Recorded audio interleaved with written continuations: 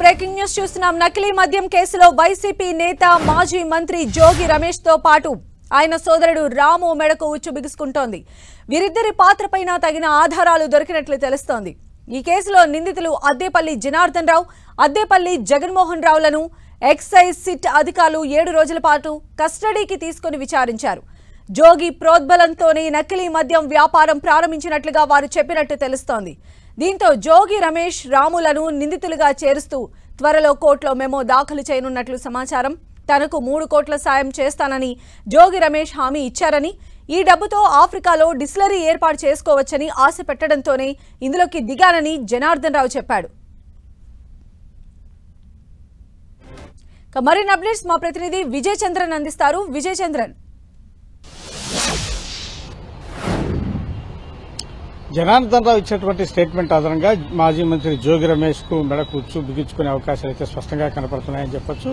ఈ మేరకు ఒక విడుదలైనటువంటి ఈ జనార్దన్ రావుకు సంబంధించినటువంటి వీడియో ఏదైతే ఉందో ఆ వీడియోలో జోగి రమేష్ తనతో ప్రోద్బలంగా ఈ నకిలీ నికర వ్యాపారాన్ని కొనసాగింపట్లు చేసేట్టు చేశాడని, అంతేకాకుండా కూటమి ప్రభుత్వాన్ని అబాల్స్ పాలు చేసేందుకు జోగి రమేష్ కుట్ర పన్నాడు అని చెప్పేసి ఒక వీడియో విడుదలైంది. అయితే దాన్ని పోలీసులే జనార్దన్ రావు చేత అతన్ని నిలబెట్టి చేతులు కట్టుకుని అతను బెదిరించి అతనితో ఈ వీడియో రిలీజ్ చేయించారని చెప్పేసి వైసీపీ పెద్ద ఎత్తున ఆరోపణలు చేస్తోంది. అయితే జనార్దన్ రావే ఈ వీడియో విడుదల చేశారని చెప్పేసి పోలీసులు అంటే మీడియా ముఖంగా వచ్చి చెప్పకపోయినా కానీ వాళ్ళు ఒక లీకులు విడుదల చేయడం జరిగింది. ఈ నేపథ్యంలో దీనికి సంబంధించిన వ్యవహారంలో జోగి రమేష్ ఖచ్చితంగా ఈ కేసులో ఇరుక్కుంటాడని చెప్పేసి సర్వత్రా భావిస్తున్నారు. ఇప్పటికే ఇతను ఇచ్చినటువంటి స్టేట్మెంట్ ఆధారంగా జోగి రమేష్ మీద కేసు నమోదు చేయడం జరిగింది. అతను ఈ రోజు రేపు ఎల్లుండో తొందరలో దీనికి సంబంధించినటువంటి విచారణకు పిలిచే అవకాశం ఉంది. విచారణకు రాని పక్షంలో అతను అరెస్ట్ చేసే అవకాశాలు కూడా స్పష్టంగా ఉన్నాయని చెప్పొచ్చు. అంతేకాకుండా విచారణకు వచ్చినప్పుడే అరెస్ట్ చేసే అవకాశాలు కూడా తీసిపారేయలేదు. కాబట్టి జోగి రమేష్ దీనికి సంబంధించి తనకు ఎటువంటి దీంట్లో సంబంధం లేదు.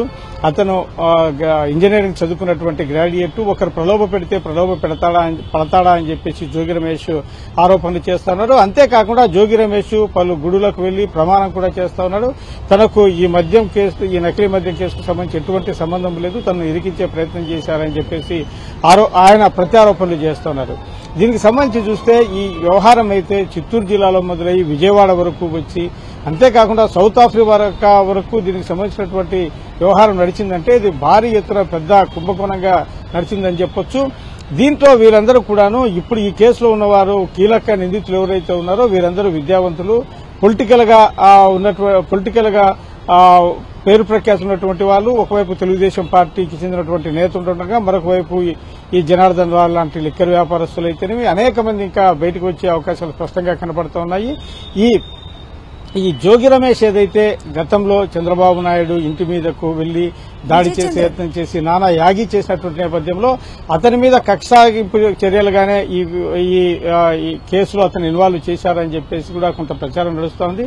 అయితే దీన్ని మనసులో పెట్టుకునే అతను ఆ రోజు చేసినటువంటి హడావిని మనసులో పెట్టుకుని అతను కేసులో ఇరికించారని చెప్పేసి వైసీపీ ఆరోపణలు చేస్తోంది.